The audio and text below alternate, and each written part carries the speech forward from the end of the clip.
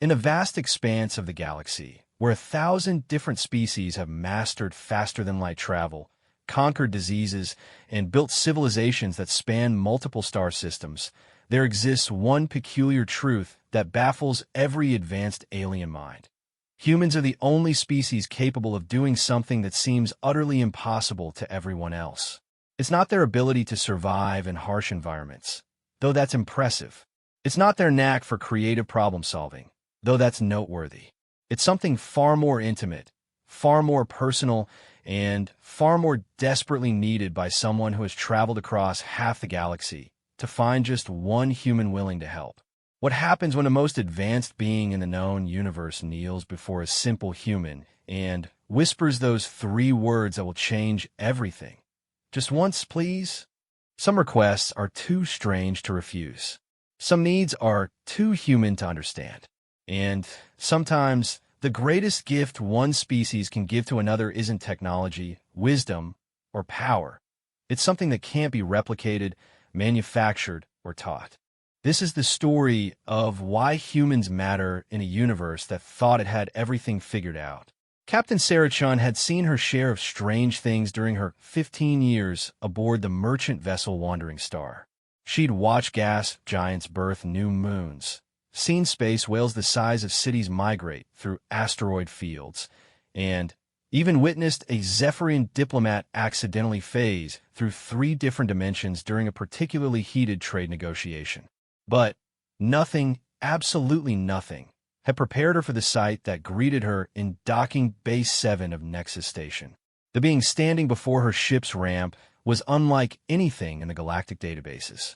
Tall and graceful, with skin that seemed to shift between deep purple and midnight blue depending on the light. She possessed 4 arms that moved with liquid precision and eyes that held depths Sarah couldn't begin to fathom.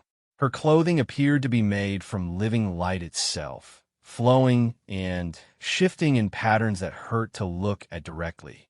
Most unsettling of all, she was alone. No entourage, no diplomatic escort, no security detail. In the politically charged atmosphere of Nexus Station, where every species maintained careful protocols, this was unheard of. Captain Chun, the being spoke, her voice carrying harmonics that seemed to resonate in Sarah's chest cavity. I am Lyralii of the Ethereal Dominion.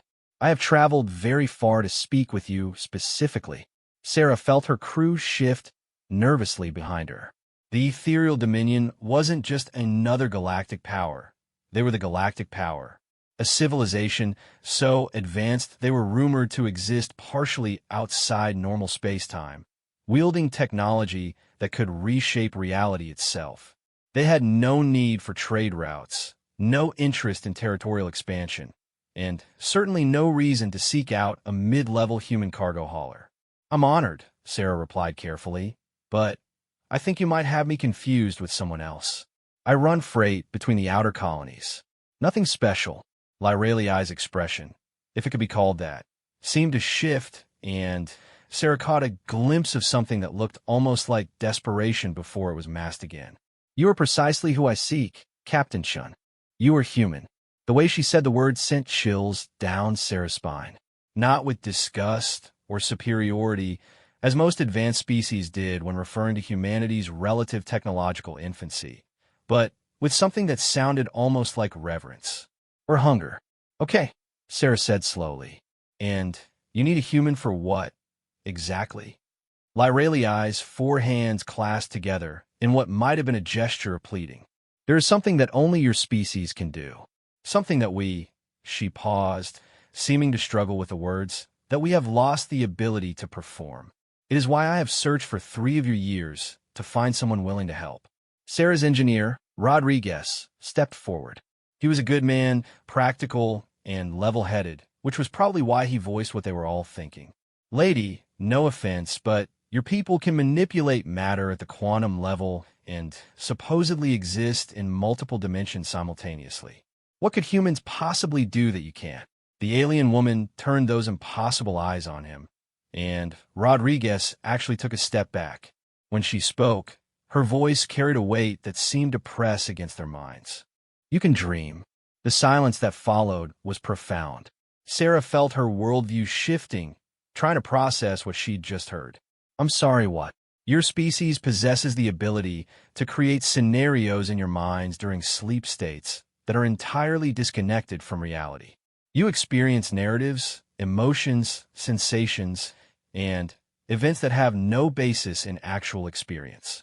You live entire lives in the span of hours, feel genuine emotions toward fictional constructs, and wake with memories of things that never occurred.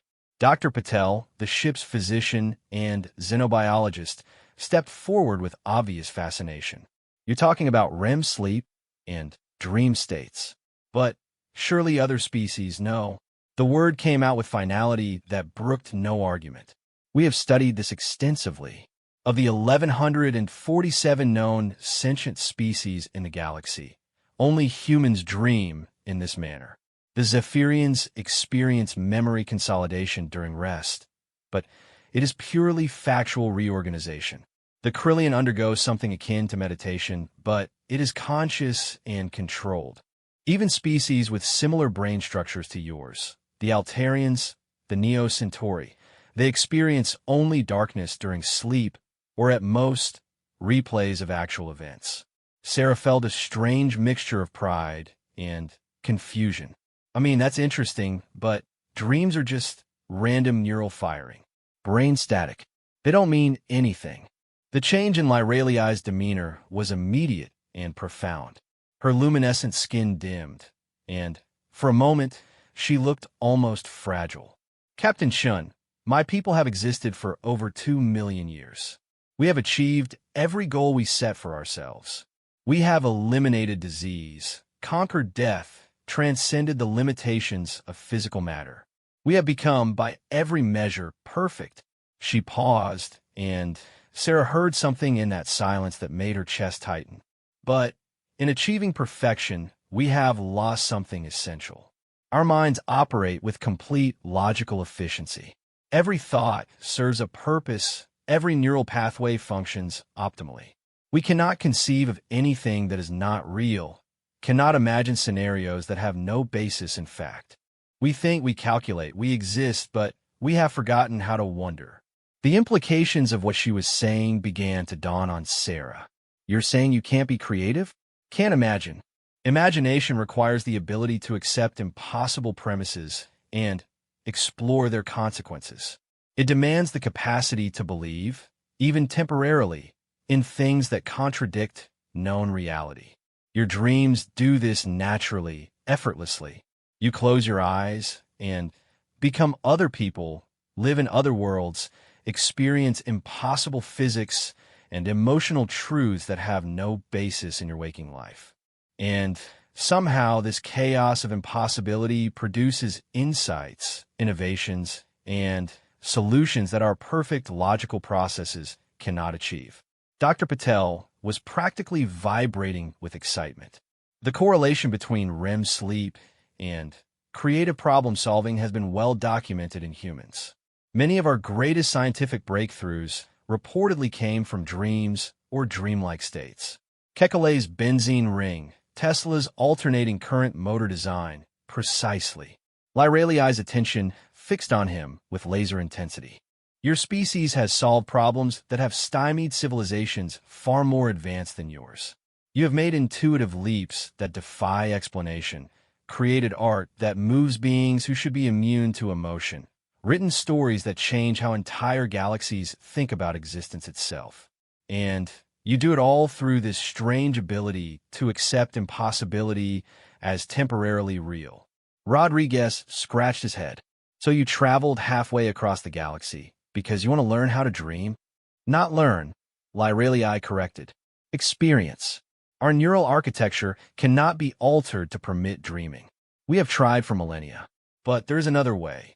She reached into what might have been a pocket in her flowing garment and withdrew a device that looked like a crystalline flower made of pure light. This is a consciousness bridge. It would allow me to experience secondhand what you experience when you dream, to feel, for just a few hours, what it is like to live in impossibility. Sarah stared at the device, her mind racing. You want to link your mind to mine while I sleep. Yes, that's... Sarah struggled for words. The implications were staggering. That's incredibly invasive and potentially dangerous. I understand your concerns. The bridge would be one-directional. I would experience your dreams, but I could not affect them or access your other memories. You would be completely safe. As for invasive, Lyreliai's voice took on that note of desperate hunger again. Captain, my people are dying. The statement hung in the air like a physical weight. Sarah's crew exchanged shocked glances. Dying? But you said you'd conquer death. Death of the body, yes. But not death of the spirit. We exist, but we do not live. We function, but we do not feel. We think, but we cannot hope. Our birth rate has dropped to nearly zero because we cannot conceive of a future different from our present. We are becoming extinct not through war or disease, but through an inability to imagine that tomorrow might be worth experiencing. Lyreliai stepped closer, and Sarah could see something like tears gathering in those alien eyes. I have watched my people fade for centuries, becoming more machine-like with each passing generation. We process information with perfect efficiency, but we have forgotten why any of it matters. We need to remember what it feels like to want something impossible, to hope for something that logic says cannot exist, to experience joy in pure nonsense. And you think dreaming will fix that? I think it might remind us what we have lost. Dreams are your species' connection to the impossible, and the impossible is where all true innovation begins. If I can experience just once what it feels like to live in impossibility, perhaps I can bring that understanding back to my people. Perhaps I can help them remember how to want something other than more perfect efficiency. Sarah found herself deeply moved despite her caution. The idea of an entire civilization slowly dying of logical perfection was both absurd and heartbreaking. But the risks, this consciousness bridge, how do we know it won't affect me permanently? How do we know it won't damage my ability to dream? Lyreliai held up a second device, similar to the first, but pulsing with different colors. This would monitor your neural activity throughout the process. If there were any sign of harm to your dreaming capacity, the bridge would disconnect immediately. I have no desire to damage the very thing I seek to experience.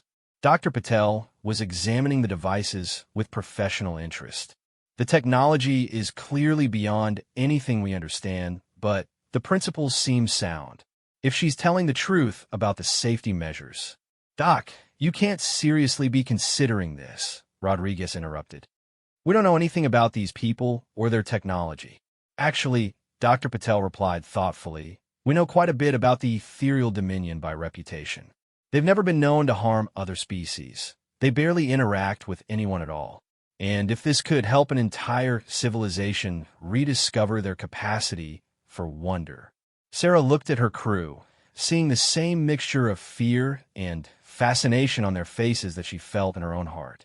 This was either the opportunity of a lifetime or the most elaborate trap in galactic history.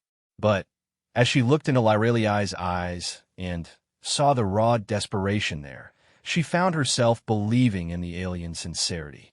If I agree to this, Sarah said slowly, I want safeguards beyond just your monitoring devices. I want my own doctor present throughout the process. I want a way to terminate the connection instantly if I feel threatened. And I want to understand exactly what you hope to gain from this. Lyreliai's entire being seemed to brighten with hope. All of that is acceptable. As for what I hope to gain, she paused, choosing her words carefully. I want to remember what it feels like to be surprised. I want to experience wonder, confusion, joy in the absurd. I want to feel what it's like when the impossible becomes real, even if only in the landscape of sleep. I want to understand how your species finds meaning in chaos and beauty in contradiction. And if this works, if you do rediscover wonder, then perhaps my people can as well. Perhaps we can learn to dream new possibilities for ourselves instead of simply perfecting what already exists. Perhaps we can remember what it means to hope for something we've never seen before. Sarah took a deep breath, feeling the weight of the moment. She was being asked to share one of the most intimate and mysterious aspects of human experience with a being whose very existence challenged her understanding of reality. It was terrifying and exhilarating in equal measure. "I'll need time to think about this," she said finally. Lyralii nodded, but Sarah caught the flicker of fear that crossed her alien features. "How much time?" "Give me until tomorrow. I need to discuss this with my crew, consult with our medical protocols, maybe do some research on your people." "Of course." Lyralii bowed gracefully. "I will be in Meditation Chamber 7 on level 15 if you need me. And, Captain, thank you for even considering this. Most species refuse to speak with me once they understand what I'm asking." As the alien woman glided away with movements too fluid for any terrestrial being, Sarah turned to find her crew staring at her with a mixture of admiration and concern. "Captain," Rodriguez said quietly, "you're actually thinking about doing this, aren't you?" Sarah watched Lyralii disappear around a corner, her form seeming to fade slightly at the edges as if she weren't entirely solid. "Rodriguez, what if everything we take for granted about being human, our creativity, our ability to adapt, our capacity for wonder, what if those things are actually miraculous? What if we're so used to them that we don't realize how rare and precious they are?" "That's a beautiful thought, Captain, but it doesn't make this any less dangerous." "No," Sarah agreed. "It doesn't. But it might make it worth the risk." That night, as Sarah lay in her bunk staring at the ceiling, she found herself paying attention to the process of falling asleep in a way she never had before. She noticed the gradual loosening of conscious thought, the way logic began to fray at the edges, the moment when impossible things started to seem reasonable. For the first time in her life, she truly appreciated the strangeness of what her mind was about to do. Create an entire world from nothing, populate it with people who didn't exist, and make her believe it was all real until the moment she woke up. Tomorrow, she would give Lyralii her answer, but tonight she would dream, and she would try to understand what exactly she was being asked to share. As consciousness faded, Sarah couldn't help but wonder, what did it say about humanity that their greatest gift to the galaxy might be their ability to live for a few hours each night in perfect impossibility? The dreams that came were particularly vivid that night, filled with flying ships that sailed through clouds of stars, conversations with long-dead relatives who dispensed wisdom that made perfect sense in sleep, but would be nonsense upon waking, and a sense of adventure and possibility that defied every law of physics she knew. When she woke, Sarah Chun understood that she would say yes. Some gifts were too important not to share, no matter the risk. Sarah found Lyralii exactly where she said she would be, in Meditation Chamber 7 on level 15. The space was unlike anything Sarah had ever seen. Walls that seemed to exist in multiple dimensions simultaneously, surfaces that reflected not light, but something deeper, more fundamental. The alien woman sat in the center, perfectly still, her four arms arranged in a complex geometric pattern that hurt Sarah's eyes to follow. "I've made my decision," Sarah announced, stepping into the chamber. Lyralii's eyes opened, and Sarah was struck again by their depth. "And I'll do it, but I have conditions." The relief that washed over Lyralii's features was so profound that Sarah felt it like a physical force. "Name them."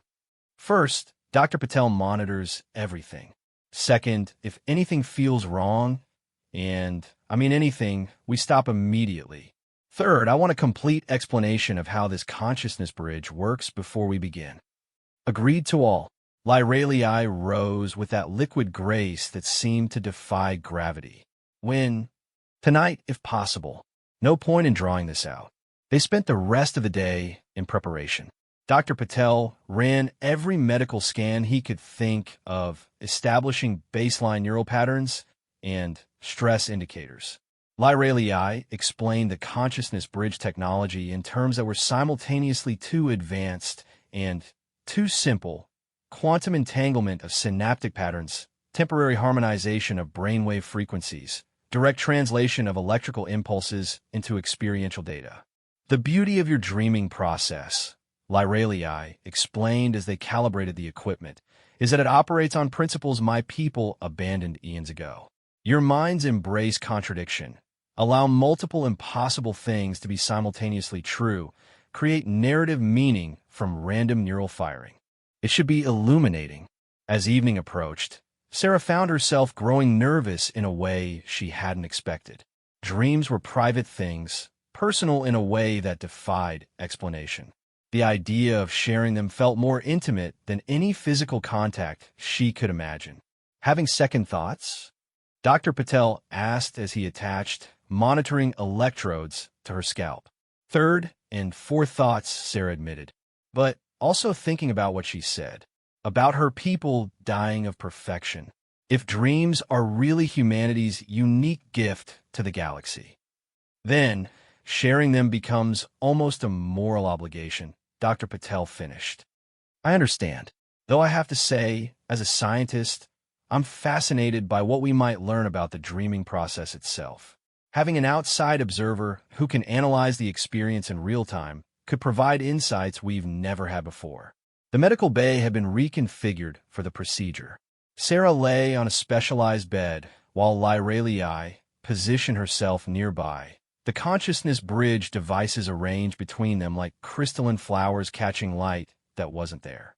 The alien woman's skin had taken on a deeper luminescence, and Sarah could see complex patterns flowing beneath the surface, perhaps the visual manifestation of her people's version of nervousness.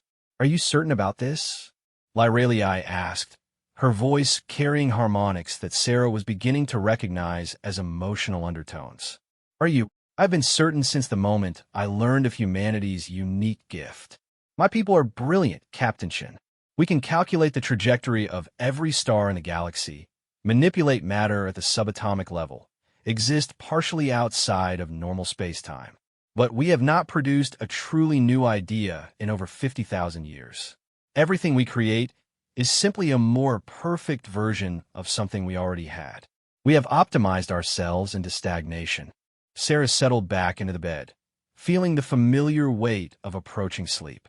What if dreaming doesn't give you what you're looking for? What if it's just as meaningless as my people think it is? Then, at least I will have experienced meaninglessness from the inside, Lyralii replied.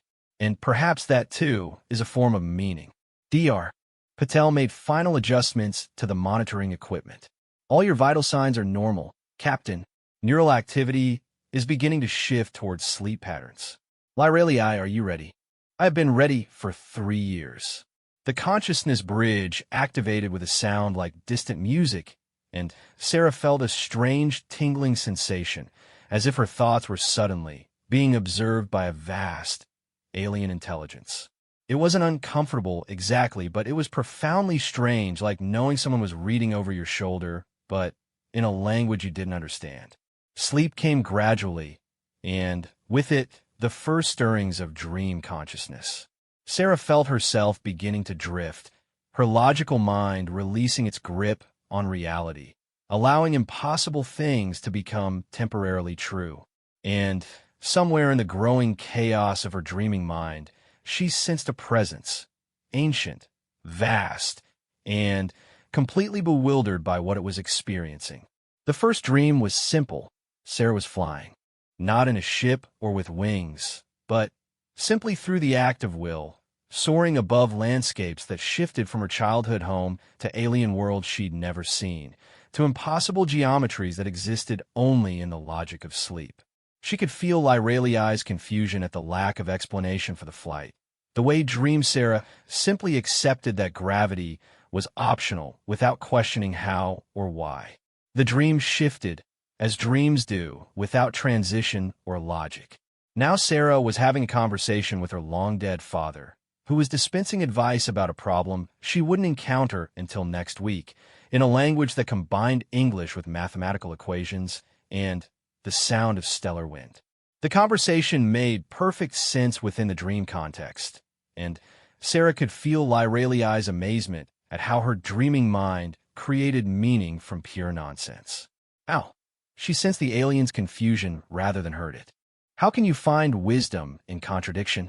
But The dream moved on before any explanation could be given, shifting to a vast library where books wrote themselves, where Sarah was simultaneously a child learning to read and an ancient scholar who had read every book ever written.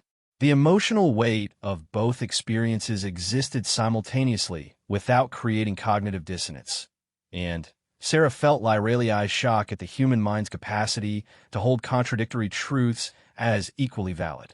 The dreams continued through the night, each one a journey into impossibility that felt absolutely real while it lasted. Sarah dreamed of conversations with colors, of sailing ships through nebulae, of solving universal mysteries by asking questions that had no meaning outside the dream context. She dreamed of being other people entirely, sometimes human, sometimes alien, sometimes abstract concepts given temporary form. She experienced death and rebirth, love and loss, triumph and failure, often within the same dream sequence. Through it all, she could feel Lyraliai's presence, not intruding, but observing with wonder. The alien's consciousness was like a careful scientist trying to map chaos, desperate to understand how the human mind created coherent experience from contradictory impossibility. Sarah sensed questions forming in that vast alien intellect. How could multiple impossible things be simultaneously true? How could emotional truth exist independent of factual reality? How could meaning emerge from meaninglessness? The most profound dream came near dawn. Sarah found herself standing in a vast space that was simultaneously empty and filled with potential, a void that contained every possibility that had never been explored. In the dream, she understood that this space represented all the things that could be, but weren't, all the paths not taken, all the ideas not yet imagined. And she wasn't alone. Standing beside her was Lyraliai, but not the alien woman she knew. This was Lyraliai as she might have been before her people achieved perfect efficiency, filled with wonder and uncertainty and hope. "What is this place?" the dream Lyraliai asked. "It's where new things come from," dream Sarah replied. "It's the space between what is and what might be. But how do you navigate it? There are no logical pathways, no cause and effect relationships, no predictable outcomes. You don't navigate it," dream Sarah laughed. "You jump into it and trust that something wonderful will catch you." And in the dream, they jumped together, falling upward through impossible light toward possibilities that had no names, experiencing the pure joy of uncertainty, the ecstasy of not knowing what came next. Sarah felt Lyraliai's consciousness expand with wonder, felt the ancient alien mind stretching to accommodate concepts it had never encountered, struggling to comprehend how terror and excitement could be the same emotion, how not knowing could be more valuable than knowing. The dream ended as Sarah began to wake, but the emotional resonance of that shared experience of possibility lingered.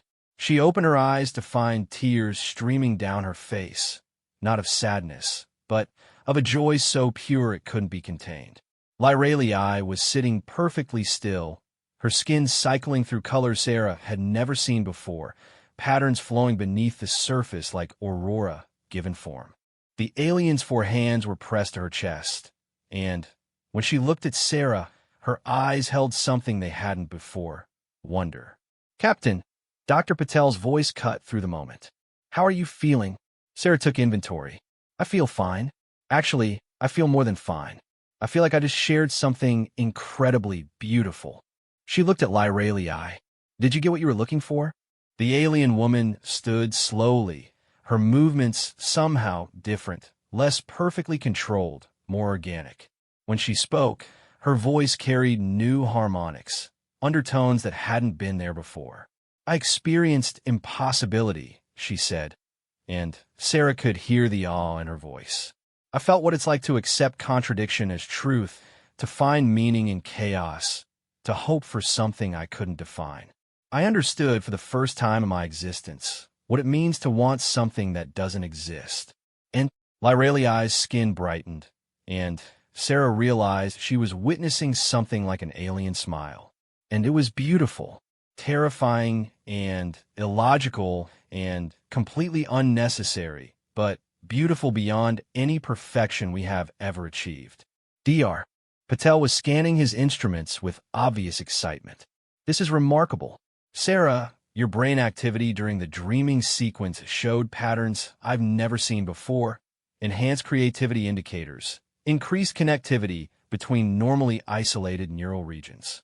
It's as if sharing the experience somehow intensified it.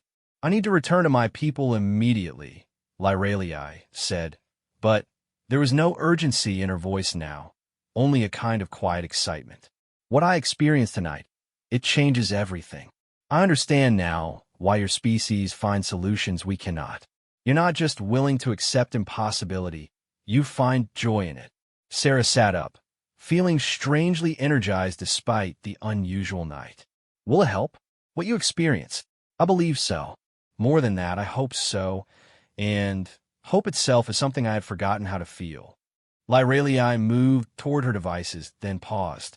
Captain, you have given my people a gift beyond measure. How can I repay this? Sarah thought for a moment. Tell me something. In all your travels, all your advanced civilizations explorations, have you ever found anything truly surprising? No. Everything we encounter fits within our existing models of reality. Then, my payment is this. Go home and be surprised. Create something that doesn't make sense. Build something beautiful and unnecessary. Tell a story that isn't true, but feels true anyway. And remember that the universe is stranger and more wonderful than even your perfect minds can comprehend. Lyralii's form shimmered, and for a moment Sarah thought she might be leaving, stepping sideways out of normal reality the way her people were rumored to do. But instead, she moved closer and, with infinite gentleness, placed one of her hands on Sarah's forehead. The touch brought visions, brief glimpses of the ethereal dominion. Cities of living light that pulsed with the heartbeat of mathematics. Beings of pure thought moving through dimensions human minds couldn't perceive. Technologies that bent reality like clay.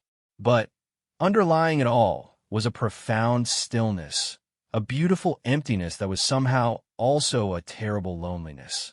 You have shown me that emptiness doesn't have to be empty, Lyralii whispered. That perfection might actually be imperfection. That the most valuable things in the universe might be the ones that serve no logical purpose. The vision faded, and Lyralii stepped back. I will remember this night for the rest of my existence, Captain Shun, and I will ensure that my people remember as well. As she gathered her devices and prepared to leave, Sarah felt a strange sadness. Will we see you again? Perhaps. If we succeed in rediscovering wonder, there may be many things we want to explore that we never thought to look for before. Your species may find us very different neighbors than we have been. Lyralii paused at the door of the medical bay. There's one more thing. What you experienced tonight, that space between what is and what might be, we have a word for it in our language. Velethra. It means the realm of unborn possibilities. We thought it was a theoretical concept, a mathematical abstraction. You show me it's real, that it can be visited and explored and lived in. What will you do with that knowledge? Learn to live there, Lyralii replied. Learn to find our home not in what we have perfected, but in what we have yet to discover. After she left, Sarah and Dr. Patel spent the rest of the morning analyzing the data from the night's experiment. The results were extraordinary, not just for what they revealed about alien psychology, but for what they suggested about the nature of human consciousness itself.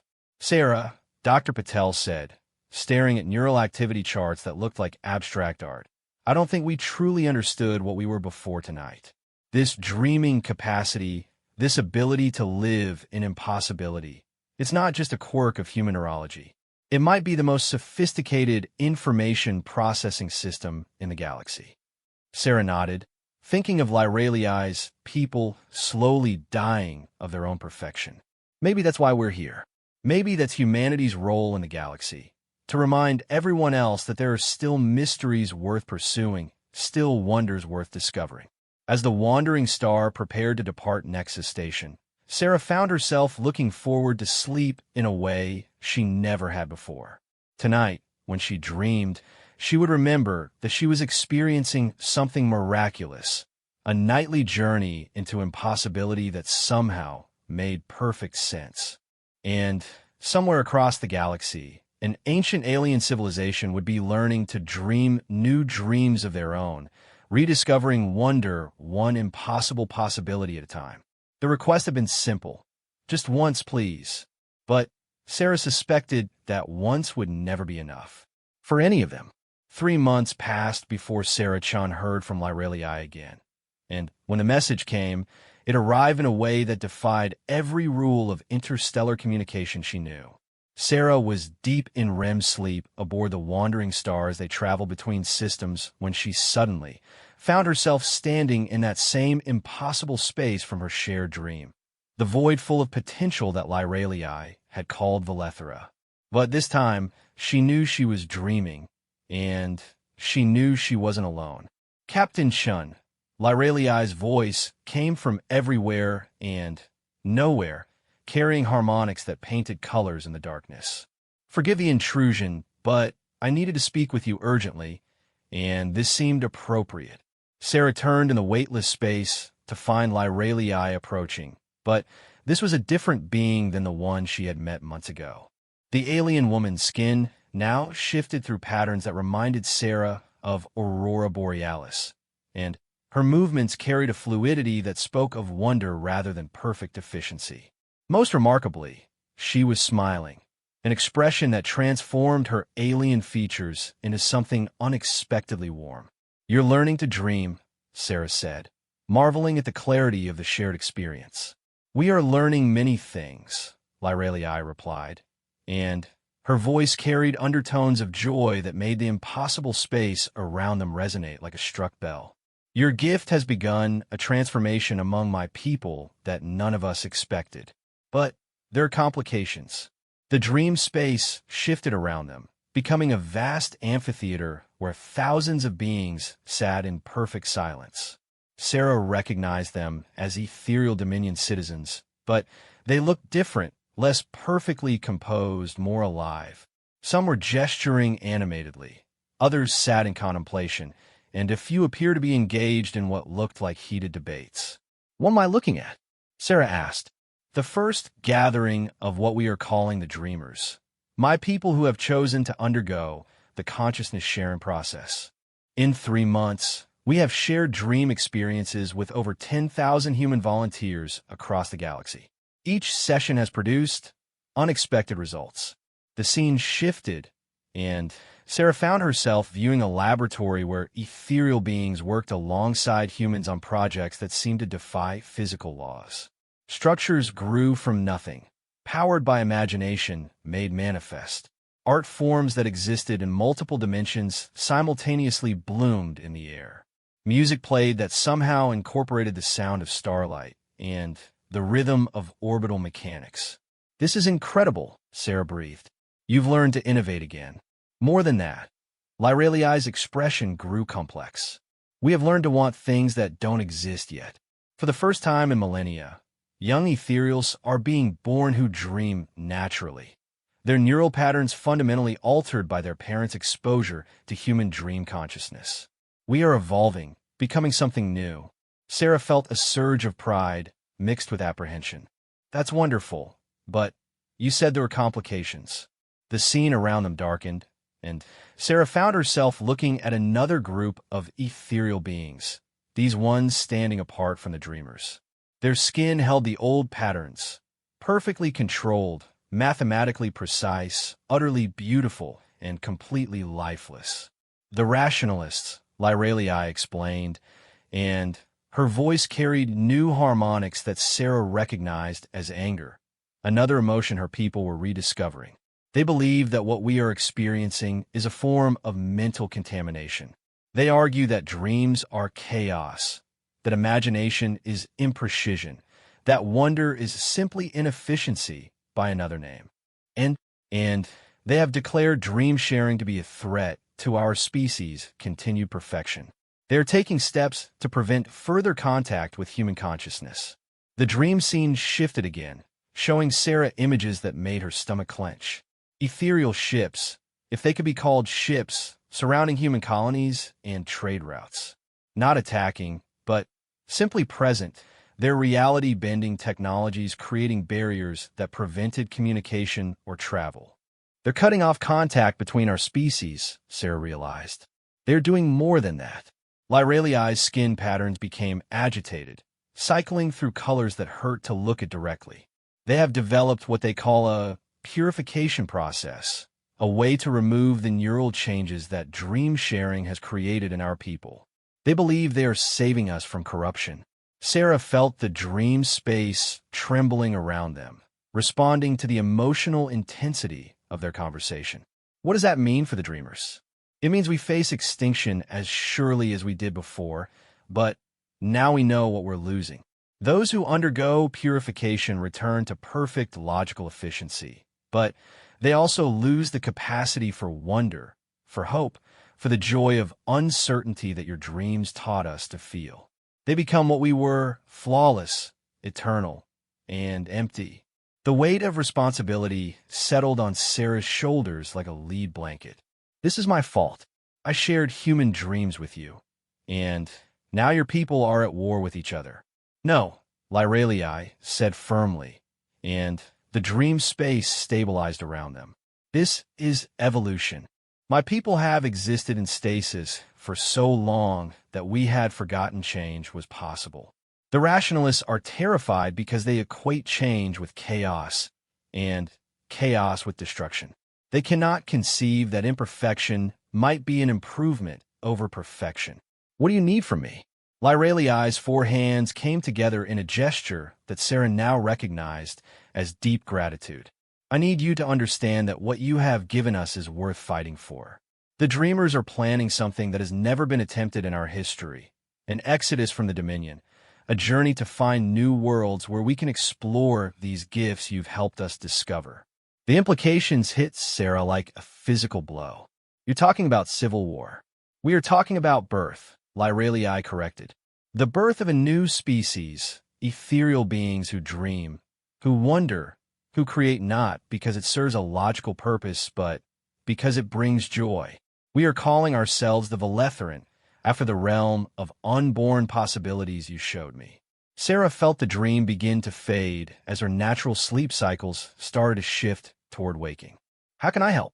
We will need allies, safe harbors, and perhaps most importantly, we will need teachers, humans willing to share not just their dreams, but their capacity for hope in the face of uncertainty. Will your people stand with us? The question hung in the dissolving dream space as Sarah felt consciousness returning. I'll do everything I can, she promised, and she felt Lyraliai's relief like warmth spreading through the fading vision. Thank you, Captain Shun. We will speak again soon, but not in dreams. Next time we'll be in the waking world, and the consequences will be very real. Sarah woke to find her ship shuddering under the stress of emergency deceleration. Alarms were blaring throughout the wandering star, and she could hear Rodriguez's voice over the intercom calling all hands to stations. She stumbled to the bridge to find her crew staring at the main display in shock. Surrounding them in a perfect sphere were dozens of ethereal vessels. Not the organic, flowing ships she had expected, but geometric constructs of pure mathematics made manifest, their surfaces shifting through dimensions that human eyes couldn't quite track. Captain Dr. Patel called from his science station. We're being scanned by technologies that shouldn't exist. They're not just analyzing our ship, they're reading our neural patterns, mapping our consciousness itself. Are they hostile? Unknown. They're not targeting our weapons or engines, but he paused, checking his instruments. Captain, they're specifically scanning for dream pattern recognition in our brains. They seem to be looking for something. Sarah felt ice forming in her stomach as she realized what was happening. They're looking for humans who've participated in dream sharing. Before anyone could respond, the space in front of the main display shimmered, and a figure materialized on their bridge. Sarah's first thought was that this was Lyraliai, but she quickly realized her mistake. This being carried the same physical characteristics, but none of the warmth she had come to associate with her alien friend. This was what Lyralii had been before their encounter: perfect, controlled, and utterly cold. "I am Rationalist Prime Zayrath of the Ethereal Dominion," the being announced, its voice carrying harmonics that felt like ice crystals forming in Sarah's brain. "You are Captain Sarah Chun of a human vessel Wandering Star." "Yes," Sarah replied, fighting to keep her voice steady. "How can I help you?" "You cannot help us. You have harmed us beyond measure. Your species' corrupted neural patterns have infected our people with chaos masquerading as wonder. We are here to contain the contamination." Sarah's crew was reaching for weapons, but she held up a hand to stop them. Fighting beings who could manipulate reality itself would be suicide. "What do you want?"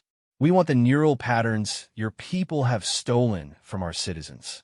We want the dream consciousness they have absorbed through contact with human minds. We want the contamination purged before it spreads further." "Those aren't things you can just take," Sarah said. "Dreams, imagination, wonder, they're not possessions. They're experiences. They become part of who you are." Zayrath's form shifted, becoming more angular and threatening. "Precisely the problem. Your chaotic thought processes have fundamentally altered our people's neural architecture. They now crave impossibility, seek inefficiency, prefer uncertainty to knowledge. This is not evolution. This is degradation." "Or maybe," Sarah said, drawing on every ounce of courage she possessed, "it's finally becoming alive." The rationalist response was immediate and overwhelming. Sarah felt her mind being invaded by alien consciousness, her thoughts analyzed and dissected with surgical precision. She could sense Zayrath's shock as it encountered the storm of creativity and contradiction that was human consciousness. "Impossible," it whispered, and for the first time its voice carried something other than cold perfection: confusion. "How do you function with such chaos in your minds? How do you make decisions when your thoughts contradict each other constantly? How do you find truth when you're constantly imagining things that aren't real?" "That's what makes us human," Sarah gasped through the mental intrusion. "We don't find truth, we create it. We don't solve problems by calculating the optimal solution. We dream up new possibilities and then make them real." Zayrath withdrew from her mind abruptly, its perfect features showing something that might have been fear. "You are more dangerous than we calculated. Your very existence threatens the rational order of the galaxy." "No," Sarah said, struggling to her feet. "We offer something the galaxy desperately needs: the ability to become something more than it is. Your own people are proving that." "Our people are dying," Zayrath spat. "Those who have been contaminated by human dream consciousness are losing their capacity for logical thought. They create art instead of solving problems. They ask questions instead of calculating answers. They waste time and resources pursuing things that have no practical value. They're learning to live instead of just exist," Sarah countered. "They're discovering that life isn't just about efficiency, it's about meaning." Zayrath was quiet for a long moment, and Sarah could see calculations running behind its eyes. Not mathematical calculations, but something deeper, an attempt to process concepts that its perfect mind couldn't quite grasp. "The contaminated ethereals call themselves Veletherin," it said finally. "They claim you showed them a realm of unborn possibilities. They speak of hope and wonder as if these inefficiencies were valuable. They are abandoning the perfection their species spent millions of years achieving." "Maybe perfection isn't the goal," Sarah suggested. "Maybe the goal is growth, change, the endless possibility of becoming something new. That is chaos. That's life." Zayrath stared at her for a long moment, its alien features cycling through expressions that Sarah was beginning to recognize as the ethereal equivalent of deep thought. When it spoke again, its voice carried new harmonics: uncertainty, confusion, and something that might have been curiosity. "Show me," it said suddenly. "What?" "Show me this chaos you call life. Show me how consciousness can function in contradiction." Show me what the dreamers see in impossibility. Sarah felt her heart racing. This was either an opportunity or a trap. But, looking into Zerath's alien eyes, she sensed genuine confusion rather than deception. You want to experience human dreams?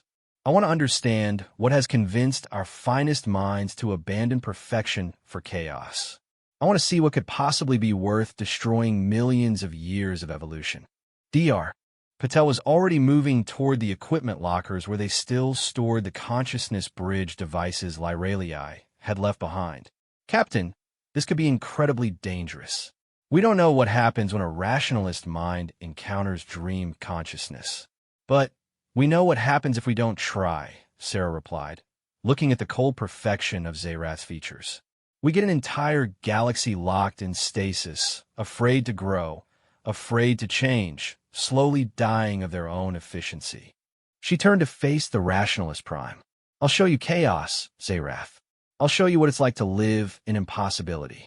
But I want something in return. Name it. Safe passage for any ethereal who wants to explore dream consciousness. No purification processes. No forced return to your version of perfection. Let your people choose what they want to become. Zerath considered this for a long moment. If what you show me proves that chaos truly is superior to order, I will consider your terms. But if I find only madness and inefficiency, the contamination ends here. Sarah nodded, understanding that she was about to gamble the future of two species on her ability to share the strange beauty of human consciousness. Then, let's see what dreams can teach a perfect mind about the value of imperfection. As Dr. Patel prepared the consciousness bridge equipment, Sarah found herself hoping that tonight's dreams would be particularly vivid, particularly impossible, and particularly human. Because if they weren't, the galaxy might lose its only chance to learn that the most beautiful things in existence were often the ones that made no sense at all.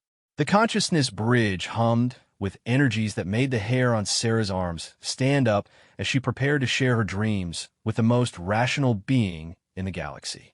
Zerath lay motionless on the specially prepared platform, its skin cycling through mathematical patterns that Dr. Patel insisted represented complex calculations about probability matrices and logical frameworks. The rationalist prime was, even now, trying to create a mathematical model for chaos. This is either the bravest thing you've ever done or the most foolish, Rodriguez muttered as he monitored the ship's systems. Several other ethereal vessels still surrounded them, waiting to see what their leader would discover in the realm of human dreams. Maybe both, Sarah admitted, settling into the consciousness bridge interface. But if Zerath can understand what we experience every night, maybe it can help the other rationalists see that wonder isn't contamination. Dr. Patel finished the final calibrations. Remember, this is a mind that has existed for millennia in perfect logical order. The shock of experiencing true chaos might be overwhelming. Sarah nodded, feeling the familiar, tingling sensation as the bridge began to link their consciousness. Zerath, are you ready?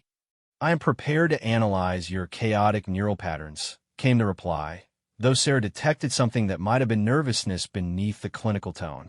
Sleep came more easily than she expected, perhaps because her body had grown accustomed to the consciousness bridge process.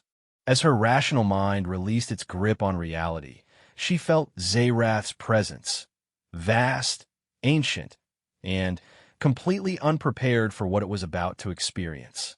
The first dream was deceptively simple. Sarah was walking through her childhood home, but the house was impossibly large, with rooms that led to other rooms that couldn't exist in the same geometric space. In the dream, this made perfect sense, and she navigated the impossible architecture with easy familiarity. She felt Zerath's shock like a physical blow. The rational mind was trying desperately to map the house's layout, to create a logical floor plan that could account for the spatial contradictions. But dream logic didn't operate on geometric principles. Rooms existed because they needed to exist, not because they fit together in any meaningful way. How? She sensed Zerath's confusion. How can you accept contradictory spatial relationships without distress? But the dream had already moved on, shifting without transition to a scene where Sarah was having a conversation with her long-dead grandmother about a test she had to take next week. Except she was simultaneously 8 years old and 35, and the test was both a school exam and a job interview for a position that didn't exist. Zayrath's confusion deepened as it tried to process the temporal impossibilities. In ethereal consciousness, time was linear and logical. Past, present, and future maintained strict boundaries. But in Sarah's dream, all three coexisted without conflict, each equally real and valid within the context of the sleeping mind. Your consciousness is fragmenting, Zayrath observed, but there was wonder creeping into its mental voice. You are experiencing multiple contradictory realities simultaneously, yet you remain coherent. How is this possible? The dream shifted again, and now Sarah was flying, not with wings or technology, but simply through the act of will. She soared over landscapes that combined elements from a dozen different planets she'd visited, cities that existed in multiple time periods simultaneously, oceans that flowed upward into skies filled with impossible colors. The first time, she felt Zayrath stop trying to analyze the experience and simply experience it. The ancient mind encountered the pure joy of flight without explanation, the wonder of seeing beauty that served no logical purpose, the excitement of movement without destination. This sensation, Zayrath whispered in the shared consciousness. It serves no survival function, accomplishes no goal, advances no logical purpose. It is pleasant. Is this what your species calls happiness? Part of it, Sarah replied, her dream self doing impossible aerial acrobatics just for the joy of it. But happiness isn't just about what feels good. It's about what feels meaningful, even when the meaning doesn't make sense. The dream landscape transformed into something deeper, more symbolic. Sarah found herself in a vast library where books wrote themselves, where stories came alive and walked among the shelves, where knowledge existed not as facts to be cataloged, but as living narratives that grew and changed with each telling. Information that changes based on perspective, Zayrath mused, and Sarah could feel the rational mind struggling with the concept. Data that becomes different depending on who observes it. In our reality, this would be considered corruption of truth. In our reality, it's how truth grows, Sarah explained, watching a story about interstellar love literally dance with a treatise on quantum mechanics, their interaction creating new possibilities that neither could have imagined alone. Truth isn't a fixed thing for us. It's something that evolves, something that gets richer when different perspectives interact with it. The dream deepened, taking them into the most profound space Sarah had ever experienced while sleeping.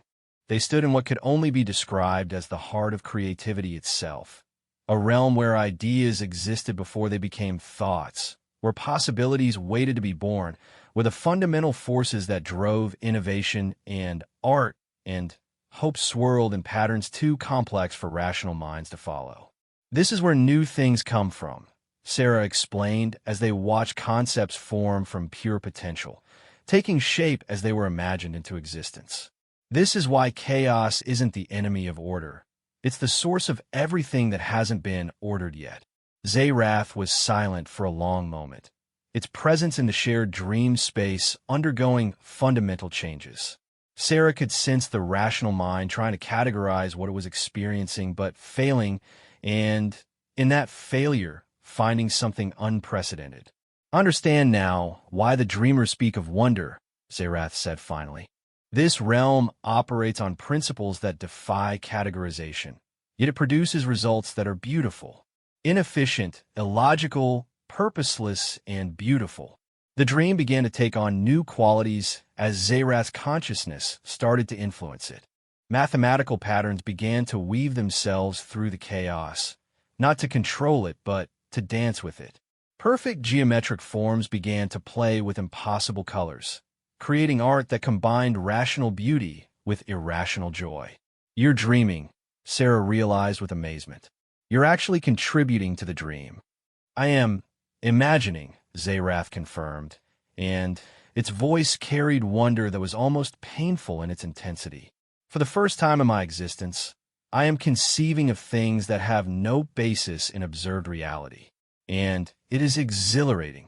The shared dream space exploded into new possibilities as Zayrath's vast intelligence combined with Sarah's chaotic creativity. They built impossible cities together, composed symphonies from the sound of starlight, wrote poetry in mathematical equations that somehow conveyed deep emotional truths. But the most profound moment came when Zayrath created something entirely new, a form of beauty that combined perfect rational structure with complete emotional chaos. It was a work of art that could only exist in dreams, but its impact was devastating in its perfection. I have never created anything beautiful for its own sake, Zayrath whispered, staring at its impossible creation. In all my millennia of existence, I have only optimized, improved, and perfected existing designs. But this serves no purpose except to be beautiful. That's the point, Sarah said gently. Sometimes the most important things are the ones that serve no purpose at all. As the dream began to fade with approaching dawn, Zayrath made one final contribution to their shared vision. It created a bridge, not a physical structure, but a conceptual one that connected the realm of perfect rationality with the chaos of human imagination. A pathway that would allow its people to travel between order and wonder without losing either. The dreamers were right, Zayrath said as Sarah felt consciousness returning. Perfection without possibility is death. But chaos without structure is meaningless. Perhaps what we need is not to choose between them, but to learn to dance between both. Sarah woke to find the medical bay filled with an impossible light. Zayrath was sitting up on its platform, but the being that looked at her was fundamentally different from the one that had arrived hours earlier. Its skin still carried mathematical patterns, but they were interwoven now with something that looked like Aurora, structured beauty that served no logical purpose except to be wonderful. Captain Chun, Zayrath said, and its voice carried harmonics that painted the air with colors Sarah had never seen. I owe you an apology, and my people owe yours a debt that can never be repaid. Dr. Patel was staring at his instruments in amazement. Captain, Zayrath's neural patterns have fundamentally altered during the dream sharing. It's showing the same kind of enhanced creativity indicators that you displayed, but combined with processing capabilities that are off our charts. What does this mean? Sarah asked. Zayrath rose gracefully from the platform, its movements now carrying the same fluid wonder she had seen in Lyralii. It means that the rationalists have been wrong about everything. Chaos is not contamination, it is completion. Your dreams didn't corrupt our people. They reminded them what it means to be truly alive. And the purification process, the efforts to prevent contact between our species, will end immediately, Zayrath declared with finality. I am calling off the blockades, disbanding the purification programs, and formally apologizing to every dreamer we have harmed. More than that, I'm going to recommend that all ethereals undergo dream sharing at least once in their existence. Sarah felt relief flooding through her, but also curiosity. What changed your mind? Zayrath's expression, for it was an expression now, not just a configuration of perfect features, grew thoughtful. In our shared dream, I experienced something I had forgotten was possible. I felt hope for something I couldn't define, joy in something that served no purpose, and the desire to create beauty simply because beauty should exist. For the first time in eons, I wanted tomorrow to be different from today. That's what Lyralii was looking for when she first came to me, Sarah realized. The ability to want something impossible. Yes, and more than that, I understand now why the dreamers call themselves Velethrin. That realm of unborn possibilities isn't just a metaphor. It's a real place that can be accessed through dream consciousness. It's where new things come from, where innovation is born, where the future exists before it becomes the present. Zayrath moved to the observation window, looking out at the ethereal fleet surrounding them. As Sarah watched, the geometric perfection of the ships began to shift, taking on new forms that combine mathematical precision with organic flow. The crews were changing their vessels in real time, adding beauty to efficiency, wonder to purpose. "What happens now?" Sarah asked. "Now we learn," Zayrath replied. "We learn to dream as individuals and as a species. We learn to value questions as much as answers, to seek beauty alongside truth, to embrace uncertainty as a form of hope. The rationalists and the dreamers will work together to create something neither could achieve alone, a synthesis of perfect rationality and chaotic creativity." And the galaxy? Zayrath's skin patterns shifted to what Sarah now recognized as profound happiness. The galaxy is about to discover that the universe is far stranger and more wonderful than anyone imagined. When ethereal technology combines with human creativity, when perfect efficiency learns to dance with beautiful chaos, the possible becomes infinite. As the ethereal ships began to withdraw, their forms now flowing and organic despite their technological complexity, Sarah felt a deep satisfaction. The request had been simple. Just once, please, but its consequences were transforming entire civilizations. "Captain," Dr. Patel said, checking his final readings, "I think we just witnessed the birth of something completely new. Not just an alliance between species, but the emergence of an entirely new form of consciousness, one that combines the best of rational thought with the chaos of imagination." Sarah nodded, watching the last of the ethereal vessels disappear into folds of twisted space-time. But these weren't the cold, mathematical departures she had expected. Instead, the ships left trails of impossible colors, patterns that spelled out thank you messages in languages that existed only in dreams, and music that somehow played directly in the minds of everyone who witnessed their departure. "Do you think it will work?" Rodriguez asked. "This synthesis of order and chaos." "I think," Sarah said, settling into the captain's chair as the wandering star resumed its course, "that the galaxy is about to discover what happens when perfect minds learn to dream impossible dreams. And I think the results are going to be more beautiful than any of us can imagine." That night, as Sarah prepared for sleep, she found herself wondering what her dreams would bring. Would she find herself once again in that space between possibility and reality, perhaps sharing visions with new alien friends learning to embrace chaos for the first time? Would she dream of cities where mathematics and music combined to create living art, or of stories that wrote themselves while being read? As consciousness faded and dreams began to form, Sarah smiled. In a galaxy learning to value wonder alongside wisdom, every night's sleep was an adventure into impossibility. And for the first time in their existence, billions of perfect alien minds would be joining her there, discovering that the most beautiful truths were often the ones that made no sense at all. The universe had just become infinitely more interesting. 1 year after first sharing dreams with Lyralii, Captain Sarachin stood on the observation deck of humanity's newest space station, watching something that would have been impossible to imagine just months earlier.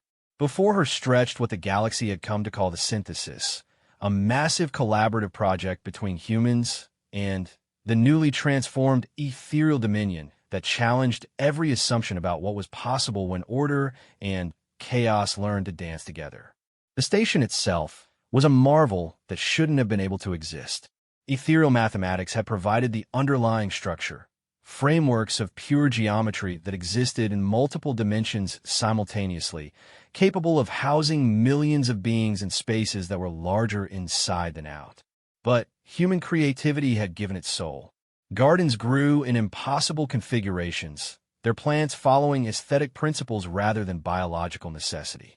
Art galleries stretched through folded space, displaying works that could only be appreciated by minds capable of both rational analysis and emotional wonder.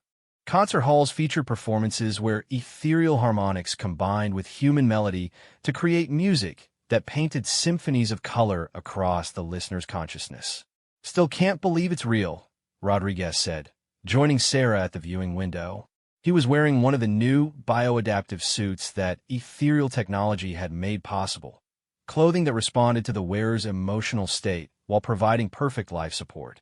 Currently, his suit was displaying patterns of deep contentment, mixed with continued amazement.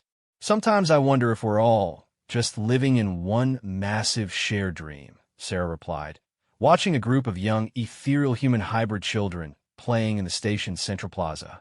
These children, biologically impossible until ethereal dream consciousness had begun to interact with human genetics, represented something entirely new in the galaxy.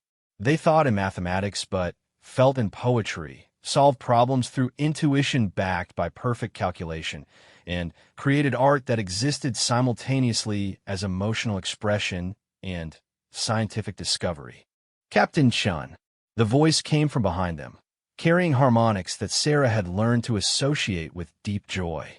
She turned to find Lyralii approaching, but, like Zerath, the being she had first met had transformed almost beyond recognition. Her skin now flowed through patterns that combined mathematical precision with organic beauty, and her movements suggested someone who had learned to dance between order and chaos with perfect grace. Lyralii, Sarah smiled, still marveling at how alien features could convey such warmth. How did the council session go? Beyond our most optimistic projections, Lyralii replied, her four hands gesturing with excitement. The Galactic Assembly has voted to establish dream-sharing exchanges with 47 different species. The Zephyrians are particularly eager to learn what happens when their memory consolidation processes encounter human chaos. And the Altarians believe that dream consciousness might help them develop new forms of artistic expression. Dr. Patel hurried up to join them, his face flushed with excitement, and his tablet displaying data streams that looked more like abstract art than scientific readings. Captain, you need to see this. The results from the collaborative research project are exceeding every prediction we made. He handed Sarah the tablet, and she found herself looking at visualizations of creativity that seemed to pulse with their own internal light. What am I looking at? Neural activity patterns from humans and ethereals working together on theoretical physics problems. Look at these spikes. When human intuition combines with ethereal calculation, they're not just solving existing problems faster. They're identifying entirely new categories of problems that neither species would have recognized alone. Sarah studied the data, seeing patterns that reminded her of the impossible geometries from her dreams. They're thinking in ways that neither species can manage independently. Exactly. And it's not just science. The collaborative art projects are producing works that exist across multiple dimensional frameworks simultaneously. Music that can be heard by species with completely different auditory systems. Stories that adapt themselves to the reader's cognitive structure while maintaining narrative integrity. Lyralii's skin patterns shifted to what Sarah had learned indicated profound satisfaction. This is what we hoped would happen when we first approached your species. We thought we were seeking the ability to dream, but we were actually seeking the ability to become more than we were. And we thought we were just helping one alien learn to sleep better, Sarah laughed. We had no idea we were about to transform galactic civilization. The conversation was interrupted by an announcement echoing through the station's communication system. All residents and visitors are invited to witness the first test of the imagination engine in Laboratory Complex 7. This represents the first attempt to create technology powered purely by collaborative dream consciousness. Sarah felt her pulse quicken. The imagination engine was the culmination of everything they had learned about combining human creativity with ethereal precision, a device that could supposedly turn pure imagination into physical reality, powered by the dreams of multiple species working in harmony. They made their way through the station's corridors, which shifted and adapted around them in response to traffic flow and aesthetic preference. Other beings were converging on Laboratory 7. Humans, ethereals, Zephyrians with their crystalline thought processes, even a few of the mysterious void dancers who existed primarily as patterns of dark energy. Laboratory 7 was a vast space that seemed to exist in several dimensions simultaneously. At its center stood the imagination engine itself, a crystalline construct that defied easy description. It looked like a flower made of living mathematics, a sculpture carved from pure possibility, a machine built from crystallized dreams. Zayrath stood beside the device, its form now radiating calm excitement rather than cold perfection. "Citizens of the galaxy," it announced, its voice carrying through both auditory and telepathic channels. "What you are about to witness represents a fundamental shift in how we understand the relationship between thought and reality." Dr. Patel whispered to Sarah, "The engine works by creating a stable interface between consciousness and quantum probability fields. When multiple minds focus on the same impossible scenario, their combined dream logic can actually convince reality to accommodate the impossibility." "In simpler terms," Sarah whispered back, "if enough people dream the same impossible thing together, it becomes possible." "Today's test is simple," Zayrath continued. "We will attempt to create something that has never existed, a form of matter that exists simultaneously in multiple dimensional frameworks, while maintaining coherent properties in each. The human participants will provide creative vision, the ethereals will provide structural stability, and other species will contribute their unique perceptual capabilities." Sarah watched as beings from across the galaxy took their positions around the engine. Each wore neural interface devices that would allow their consciousness to contribute to the collective dream space where the impossible would be attempted. "Sarah Chun," Zayrath called out, and she felt a flutter of nervousness. "As the human who first shared dreams with our people, would you initiate this sequence?" Walking to the engine felt like moving through water made of pure potential.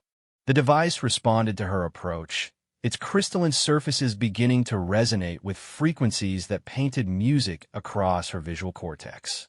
She placed her hand on what seemed to be a control surface, though it was more like touching living light. "Everyone ready?" Sarah asked, looking around at the assembled minds that represented the galaxy's first true collaborative consciousness. The response came not in words, but in harmonies of agreement that resonated through multiple sensory channels. Sarah closed her eyes and reached out with her consciousness toward the impossible. The shared dream space that formed was unlike anything she had experienced before.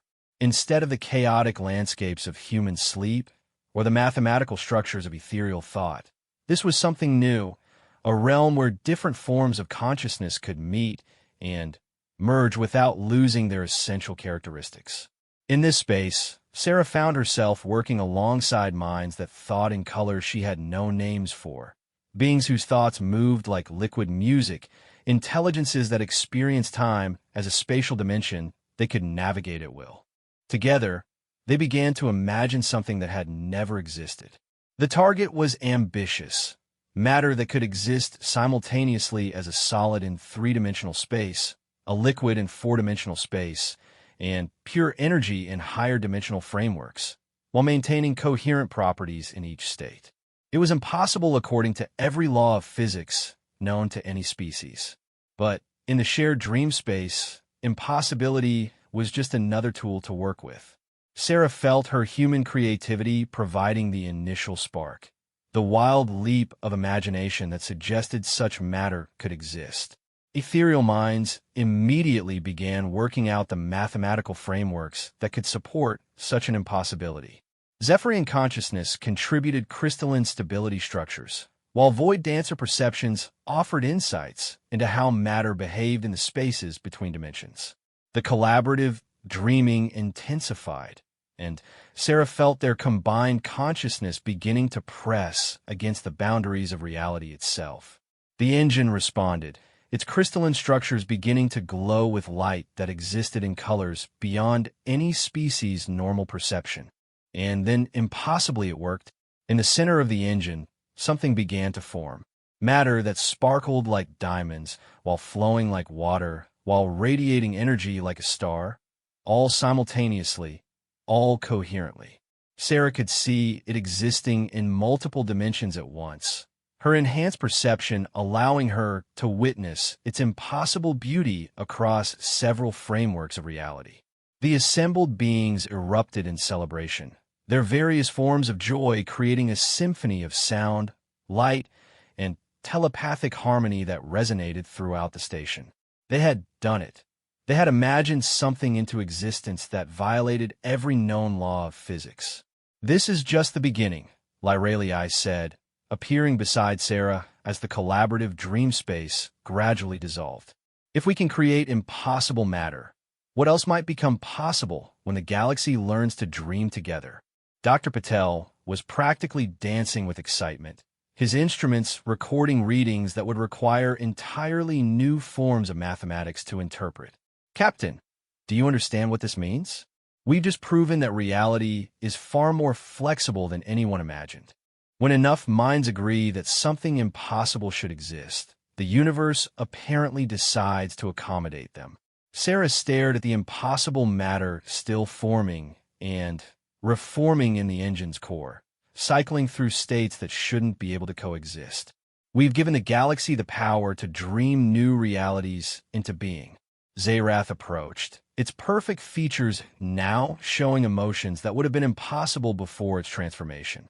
"Captain Shun, on behalf of the Ethereal Dominion, both rationalist and dreamer, I want to thank you for teaching us that perfection without possibility is meaningless." "And on behalf of humanity," Sarah replied, "thank you for teaching us that our chaos can create beauty when it has structure to dance with." As the celebration continued around them, Sarah found herself thinking about that first night when Lyralii had appeared at her ship with a simple request. "Just once, please." Neither of them had realized they were asking for the transformation of galactic civilization, the birth of new forms of consciousness, and the discovery that reality itself could be convinced to accommodate impossible dreams. "So what's next?" Rodriguez asked, joining the group as they watched scientists and artists from a dozen species beginning to experiment with the impossible matter, each finding new ways to interact with substance that existed in multiple realities simultaneously. Next, Lyralii said, her skin patterns cycling through mathematical equations that somehow conveyed profound hope. "We find out what happens when an entire galaxy learns to collaborate in the space between what is and what might be. We'll discover wonders that none of us could imagine alone," Zerath added. "We'll solve problems that have plagued civilizations for millennia. We'll create beauty that transcends the limitations of any single species' perception. And we'll probably cause a few more impossible things to become possible along the way," Sarah concluded with a smile. As they stood together, human,